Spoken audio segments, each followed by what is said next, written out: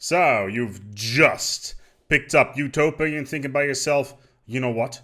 I would like to play as a hive mind. Mega structures are cool and all, but hive minds is where it's at. And that's what this tutorial for today is going to be about. We're going to be talking on how to play as a hive mind, specifically the start of the game, and from there on it should be relatively straightforward, but of course there's going to be a mid-game tutorial as well. In order to get access to the hive minds, as I've already mentioned, we need, of course, the base game, and on top of that we need Utopia, the first large expansion that came out.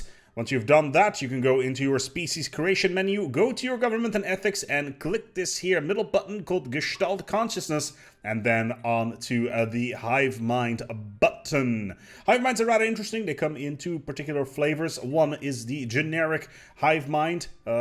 Yeah, generic, as interesting as they already say. And on top of that, there is the Devouring Swarm. Now, the Devouring Swarm is rather interesting in the fact that it cannot engage in any diplomacy whatsoever. It cannot access the galactic market. It has a special CB, which means that it can attack any empire whenever it wants, called Hunger.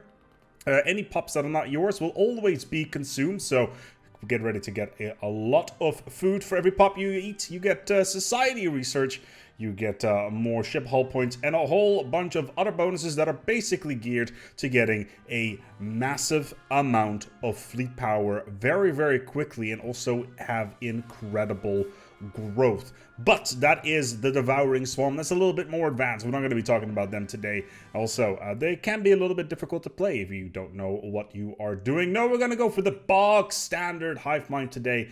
And, well, let's take a quick look and look overview at what kind of civics they have access to. Aesthetics, amenities, administration capacity, which is actually really important for a hive mind, research alternatives, unity, pooled knowledge, some other stuff relating to naval capacity, edict cost reductions, which is nice as well.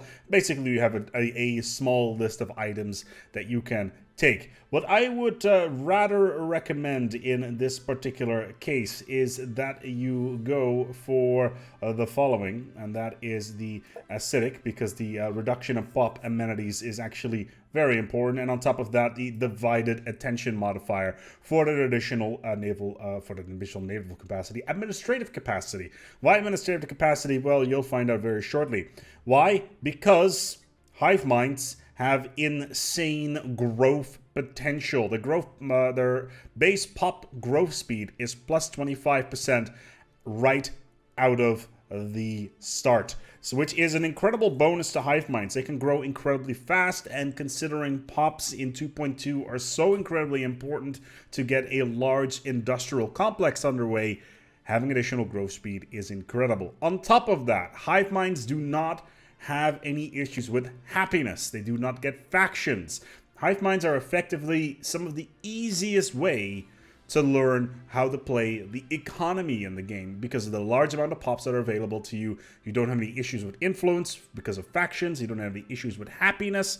And on top of that, I'm pretty sure that corporations can't actually put anything on your empire because you do not have any trade value. What's the trade-off here? Well, you're going to be focusing quite a lot on food because some of the buildings and particular ships will require food, and of course we'll have a large population which is going to be generating a large amount of resources, mostly food, to sustain itself. Let's dive right into a hive mind and see how the first little steps as a hive mind get underway.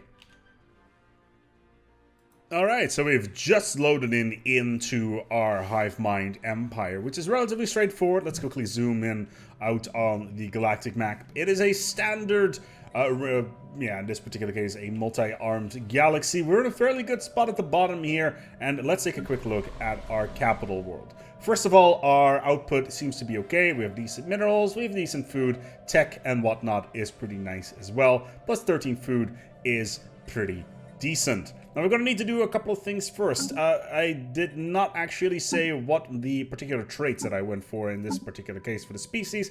I added agrarian in this particular case because food is incredibly important to hive minds. Habitability, because so we can spread to as many worlds as we want. Slow learners, a leader experience gain, it's not really all that important in the long run. It used to be a lot more important in previous versions of the game, not so much anymore in the current version. And fleeting, which reduces leader lifespan, so don't expect your leaders to be particularly well educated by the time they die. So we basically go off with our usual stuff. We go out and do the usual things here with surveying and whatnot, and my god, this pocket right off the bat is incredibly good, and this looks like a great little choke node that we can initially set up. As always, we're going to go and immediately build that mining station in our capital world because we are going to need to have additional minerals, plus we have enough alloys, and soon enough we will be able to build our first our first leader. However, there is a snag here. Let's take a quick look at our leaders. Leaders, of course, 200 energy. We need to wait till that 200 energy is in the pocket. And overall, I think we're looking pretty good here. So let's take a look at our initial text. What do we want to go for? So, this particular case, research speed would be nice. Pop growth speed. This is the big one over here for hive minds. The more pop growth speed we can get, the better. In additional stuff, mining station output is also great. We are going to be mostly focusing on food, minerals, and energy at the start of the game. Get a little bit of alloys in. Well, we don't have any issues with consumer goods because we don't generate any consumer goods, which is amazing, so we don't need to deal with all that stuff. In addition, we've just found our first anomaly right off the bat, which System is survey sure, complete. considering our rather terrible leader experience gain, we're going to leave that for now, because later on we're going to have a leader that will most likely be able to research that a little bit quicker and take it from there. Let's get another scientist, and another basically a very, very similar setup that you would do with your normal tutorial game. Now, we've got enough 600 minerals. We're about to do something very important. We're going to go to our capital world. As you can see, we have a reasonable amount of agricultural tiles. Instead of building a secondary alloy foundry, our first building is going to be an agricultural district. Why an agricultural district, ASpec? Well, we are going to do the following. We're going to go into our policies. We are going into... Actually, was it the policies here? Hold on. Enough to our food policy, and then we go to nutritional plentitude. Now, right now, we are producing 56 food a month, and 43 of that is being consumed. 9 by jobs and 34 by pops. So if we go for nutritional plentitude, as soon as the month ticks over, we will instantly be in the minus. But due to the fact that we have gone for a species that has a agrarian background, which means that we get an additional amount of food from our pops, and in addition, we have just started building that agricultural district.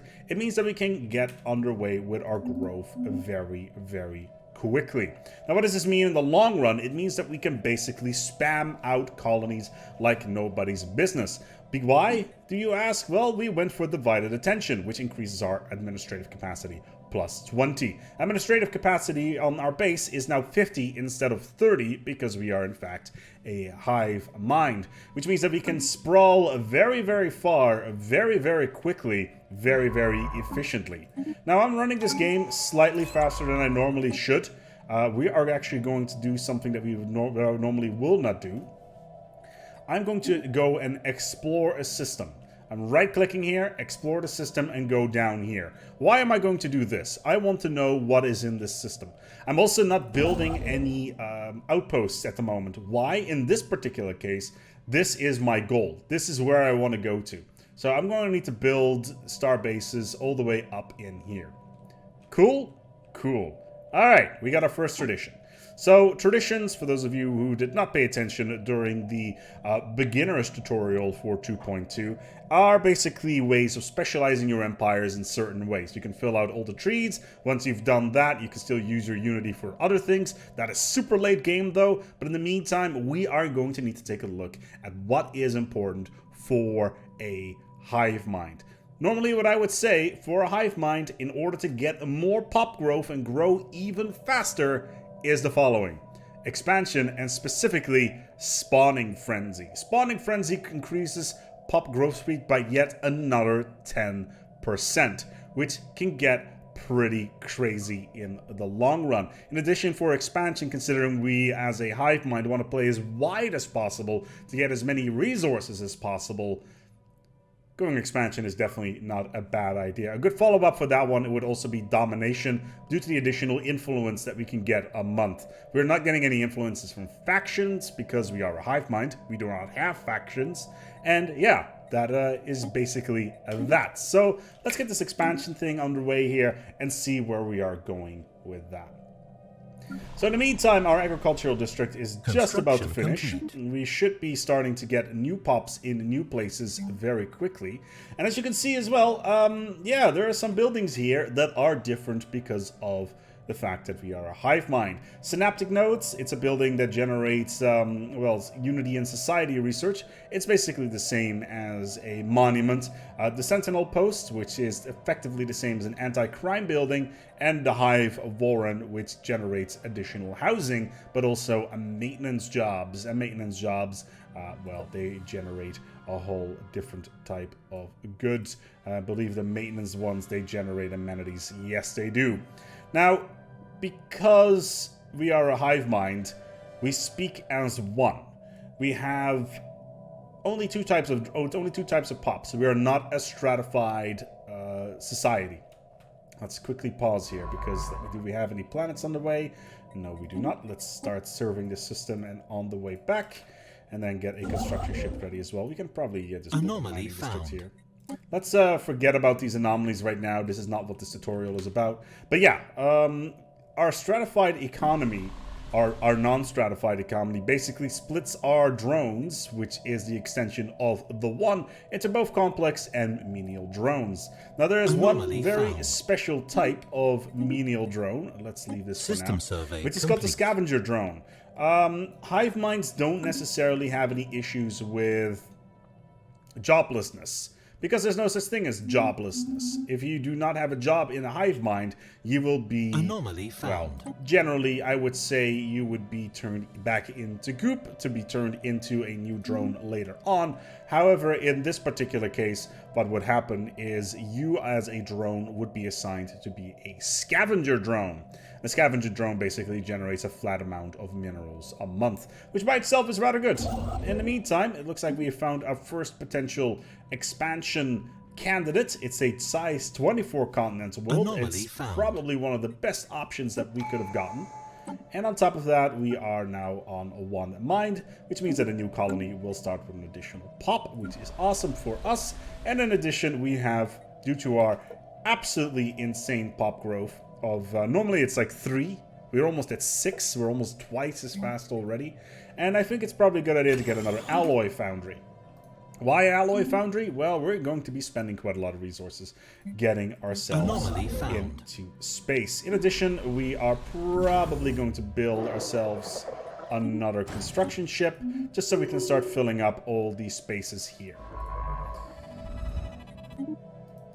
Excellent. And the fact that we don't have any consumer goods is great for us because it means that we don't need to build any civilian factories, which is awesome because it means that we can basically do whatever we want. Alright, cool. So we have this system under control. We can start expanding our empire a little bit, and also we are only 4 years. Volatile modes, great for endgame. We are only 4 years or 5 years into the game. This means that within 6 years' time, of the start of the game, we can effectively start setting up our first colony. And what a colony it is! We've got some rare planetary features here. It is a dust desert and as well as a Betharian field, which gives us a special type of power plant, but it means that we will have more modes to play with once they become relevant. In terms of general tiles, it is not that great. We may want to turn this planet into something else into the long run. As a base resource facility, this is not all that awesome, but maybe for a research planet, this looks pretty good. So, what do we do now? Well, remember how we did not actually build all that much stuff so far? Let's colonize this rock. Oh my. It looks like we are not spending any consumer goods on our colony ships. Because obviously we're not spending any, we don't generate any consumer goods. Instead, all of our colony ships are being fueled by both food and alloys. Now, we've been very careful not to overspend on our alloys and our food early on. So we're going to go and get this this colony underway as soon as possible. Of course, you're always going to give it a cool name, which is, of course, important. And on the other side, we found ourselves yet another continental world, which is not all that impressive. It's only size 14, but it's still something that we may want to do something with. So we're going to send our other ship over there, another construction ship, and start queuing that up. They're right next door to each other, which is great. We're not over-expanding. We're moving around relatively keenly. We've not overspent on our influence. We got enough alloys in the bank. Our energy credits are fine. We have a huge population already, and now it's time to basically take a look at what do we need. Well, we could build some maintenance depots, which will increase our amenities, which we have more than enough of. We could potentially build a lab just to get ahead of the pack a little bit. It does cost us 12 minerals in upkeep to build this, which is a little bit expensive. And on top of that, it does cost us for energy.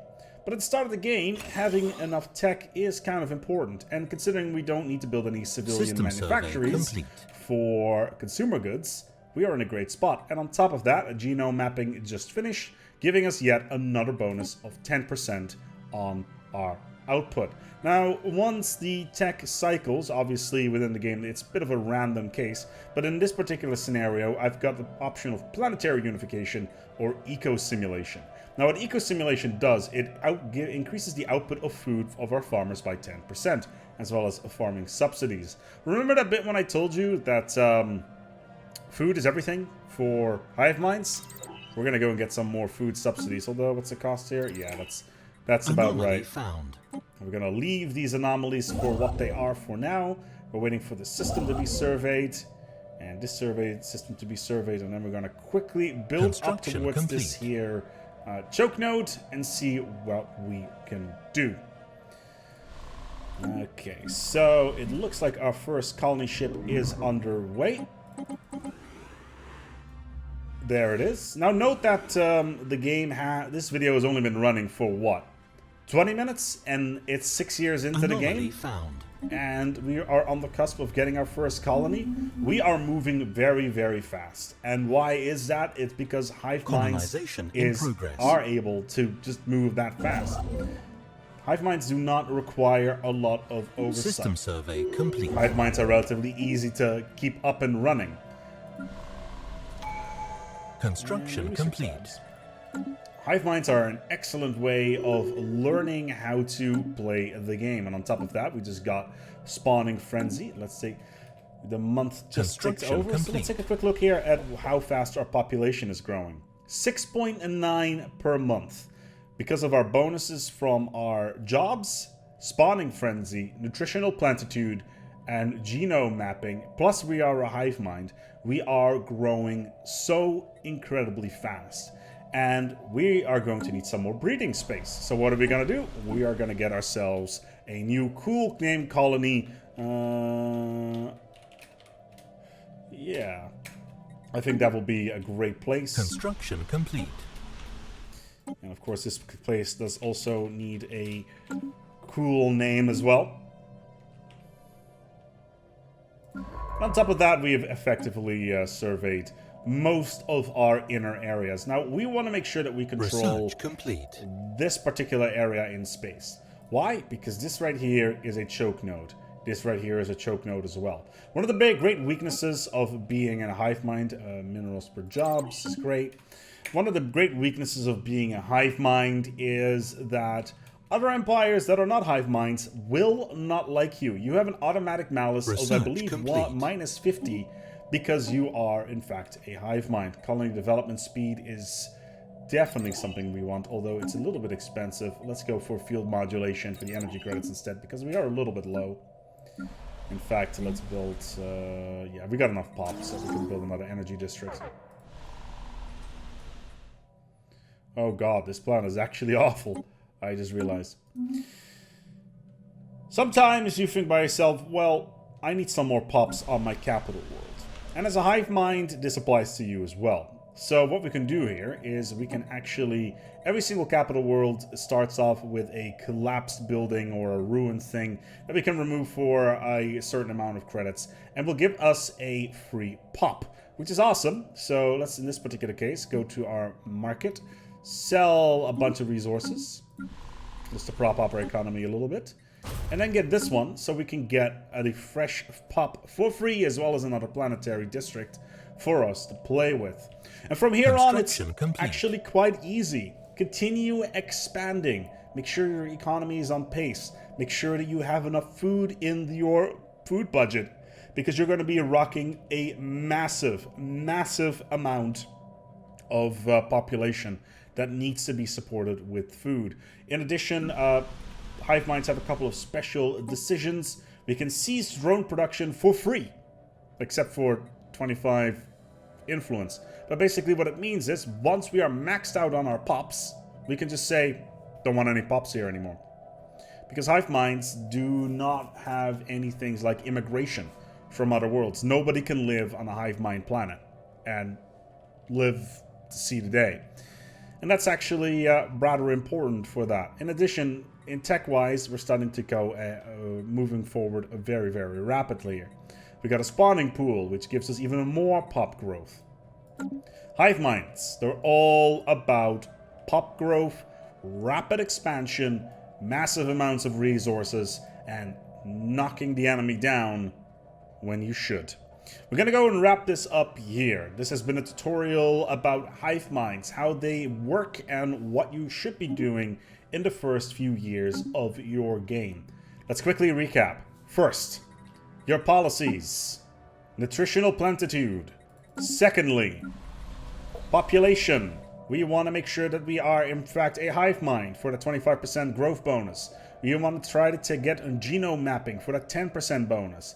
Nutritional plentitude, we already talked about that. Spawning frenzy, which is a tradition in the expansion tree that we want to get as soon as possible. More pop growth. And then finally, on this particular one, pops from jobs. Why? Because we start off automatically with a spawning pool, which is going to give us special drones called a spawning drone, which increases pop growth by yet another 25%. Rapid expansion. Get as many planets as you can. Make sure you're super adaptable to other worlds. Have maximum habitability. Because your pops don't care where they are. They don't have any happiness modifiers. They don't care. You are your empire. You are the mind. Act as such. Devour everybody. Because it's fun. I'm going to wrap it up here. It's been Hive Minds. I hope this was a little bit helpful for those people that have been wanting to play as Hive Minds again. They are super powerful as of 2.2 because of their inherent pop potential as well as their growth. Make sure that this knowledge stays with you safely because, well, this may be some truth that is difficult to bear. We're going to wrap it up. Thank you so much for watching, and until next time, take good care of yourselves, and as always, each other.